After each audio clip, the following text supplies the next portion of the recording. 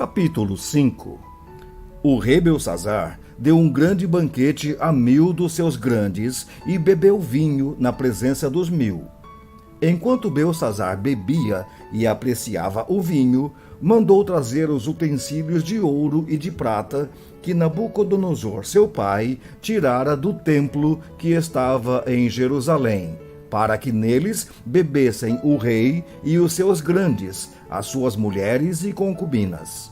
Então trouxeram os utensílios de ouro que foram tirados do templo da casa de Deus que estava em Jerusalém, e beberam neles o rei, os seus grandes e as suas mulheres e concubinas. Beberam o vinho e deram louvores aos deuses de ouro, de prata, de bronze, de ferro, de madeira e de prata. No mesmo instante, apareceram uns dedos de mão de homem e escreviam defronte do candeeiro, na caiadura da parede do palácio real. E o rei via os dedos que estavam escrevendo. Então se mudou o semblante do rei, e os seus pensamentos o turbaram. As juntas dos seus lombos se relaxaram, e os seus joelhos batiam um no outro. O rei ordenou em voz alta que introduzissem os encantadores, os caldeus e os feiticeiros.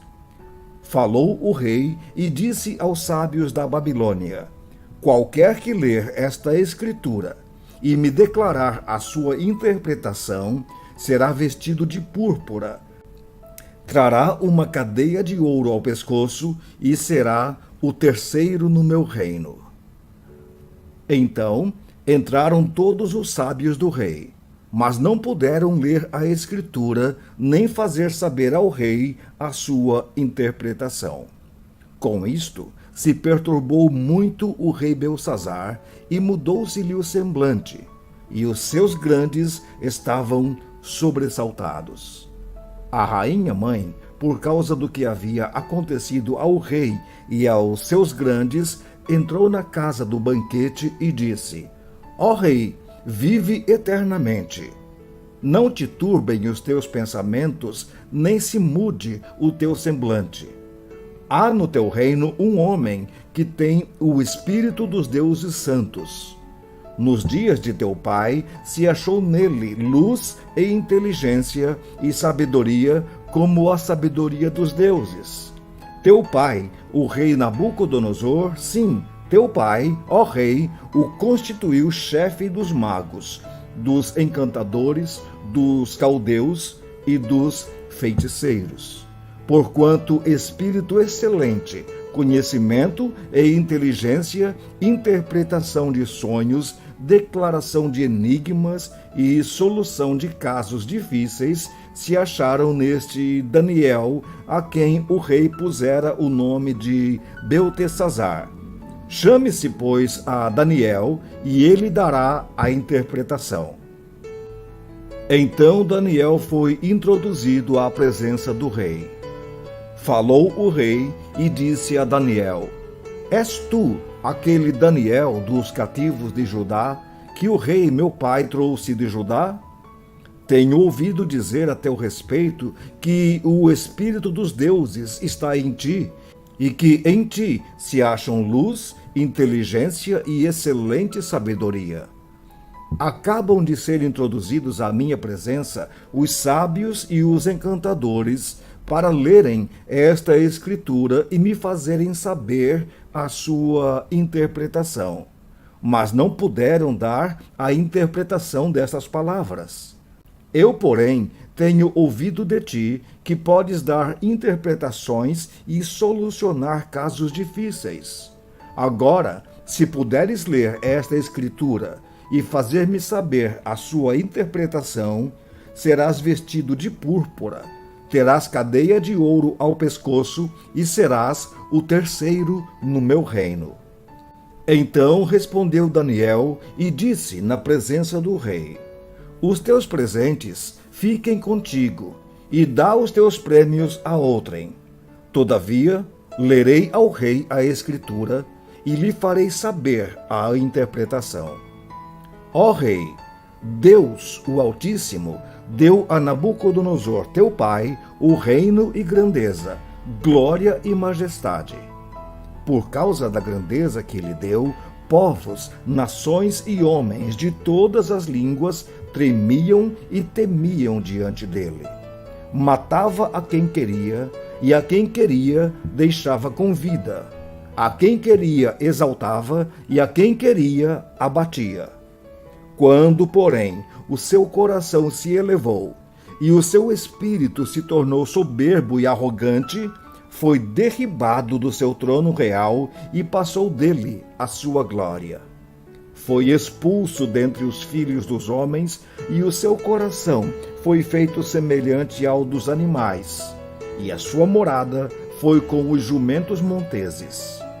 Deram-lhe a comer erva como aos bois, e do orvalho do céu foi molhado o seu corpo, até que conheceu que Deus, o Altíssimo, tem domínio sobre os reinos dos homens, e a quem quer constitui sobre ele.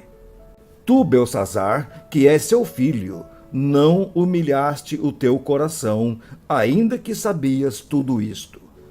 E te levantaste contra o Senhor do céu, pois foram trazidos os utensílios da casa dele perante ti, e tu, e os teus grandes, e as tuas mulheres, e as tuas concubinas, bebestes vinho neles. Além disso, deste louvores aos deuses de prata, de ouro, de bronze, de ferro, de madeira e de pedra, que não veem, não ouvem, nem sabem. Mas a Deus, em cuja mão está a tua vida e todos os teus caminhos, a ele não glorificaste. Então, da parte dele foi enviada aquela mão que traçou esta escritura. Esta, pois, é a escritura que se traçou: Mene, Mene, Tekel e Parsim. Esta é a interpretação daquilo. Mene, contou Deus o teu reino e deu cabo dele. Tekel, pesado foste na balança e achado em falta. Pérez, dividido foi o teu reino e dado aos medos e aos persas. Então mandou Beltsazar que vestissem Daniel de púrpura e lhe pusessem cadeia de ouro ao pescoço e proclamassem que passaria a ser o terceiro no governo do seu reino. Naquela mesma noite foi morto Beltsazar, rei dos caldeus. E Dario, o Medo, com cerca de 62 anos, se apoderou do reino.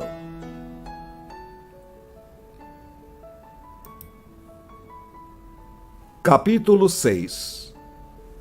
Pareceu bem a Dario constituir sobre o reino a 127 sátrapas que estivessem por todo o reino, e sobre eles 3 presidentes, dos quais Daniel era um, aos quais estes sátrapas dessem conta, para que o rei não sofresse dano. Então, o mesmo Daniel se distinguiu destes presidentes e sátrapas, porque nele havia um espírito excelente, e o rei pensava em estabelecê-lo sobre todo o reino.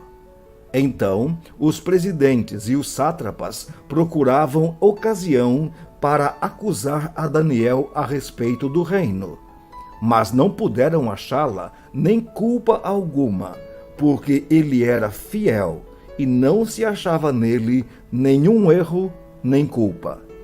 Disseram, pois, estes homens: nunca acharemos ocasião alguma para acusar a este Daniel, se não a procurarmos contra ele na lei do seu Deus. Então, estes presidentes e sátrapas foram juntos ao rei e lhe disseram: ó rei Dario, vive eternamente. Todos os presidentes do reino, os prefeitos e sátrapas, os conselheiros e governadores concordaram em que o rei estabeleça um decreto e faça firme o interdito que todo homem que, por espaço de 30 dias, fizer petição a qualquer Deus, ou a qualquer homem, e não a ti, ó rei, seja lançado na cova dos leões. Agora, pois, ó rei, sanciona o interdito e assina a escritura, para que não seja mudada segundo a lei dos medos e dos persas, que não se pode revogar. Por esta causa, o rei Dario assinou a escritura e o interdito.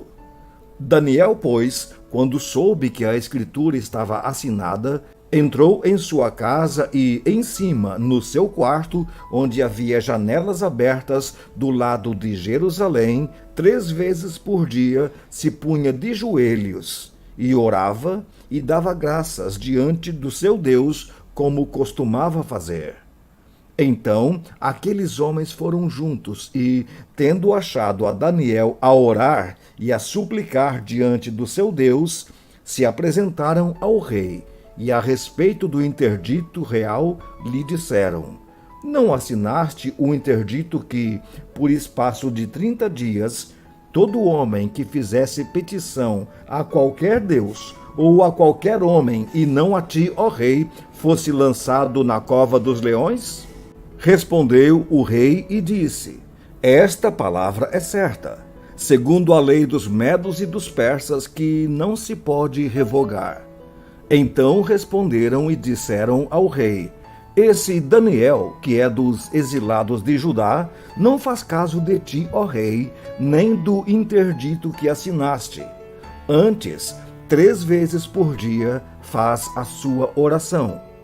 Tendo o rei ouvido estas coisas, ficou muito penalizado e determinou consigo mesmo livrar a Daniel. E até o pôr do sol se empenhou por salvá-lo.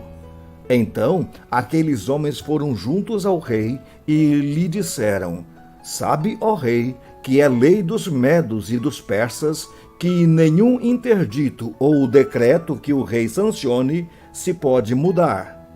Então o rei ordenou que trouxessem a Daniel e o lançassem na cova dos leões. Disse o rei a Daniel: o teu Deus, a quem tu continuamente serves, que ele te livre. Foi trazida uma pedra e posta sobre a boca da cova. Selou-a o rei com o seu próprio anel e com o dos seus grandes, para que nada se mudasse a respeito de Daniel. Então o rei se dirigiu para o seu palácio, passou a noite em jejum e não deixou trazer à sua presença instrumentos de música, e fugiu dele o sono. Pela manhã, ao romper do dia, levantou-se o rei e foi com pressa à cova dos leões. Chegando-se ele à cova, chamou por Daniel com voz triste. Disse o rei a Daniel: Daniel, servo do Deus vivo, dar-se-ia o caso que o teu Deus, a quem tu continuamente serves, tenha podido livrar-te dos leões? Então Daniel falou ao rei: ó rei, vive eternamente. O meu Deus enviou o seu anjo e fechou a boca aos leões para que não me fizessem dano, porque foi achada em mim inocência diante dele. Também contra ti, ó rei, não cometi delito algum. Então o rei se alegrou sobremaneira e mandou tirar a Daniel da cova. Assim foi tirado Daniel da cova, e nenhum dano se achou nele, porque crera no seu Deus. Ordenou o rei, e foram trazidos aqueles homens que tinham acusado a Daniel, e foram lançados na cova dos leões, eles, seus filhos e suas mulheres. E ainda não tinham chegado ao fundo da cova, já os leões se apoderaram deles e lhes esmigalharam todos os ossos. Então o rei Dario escreveu aos povos, nações e homens de todas as línguas que habitam em toda a terra: paz vos seja multiplicada. Faço um decreto pelo qual, em todo o domínio do meu reino, os homens tremam e temam perante o Deus de Daniel, porque ele é o Deus vivo e que permanece para sempre. O seu reino não será destruído e o seu domínio não terá fim. Ele livra e salva e faz sinais e maravilhas no céu e na terra. Foi ele quem livrou a Daniel do poder dos leões. Daniel, pois, prosperou no reinado de Dario e no reinado de Ciro, o persa.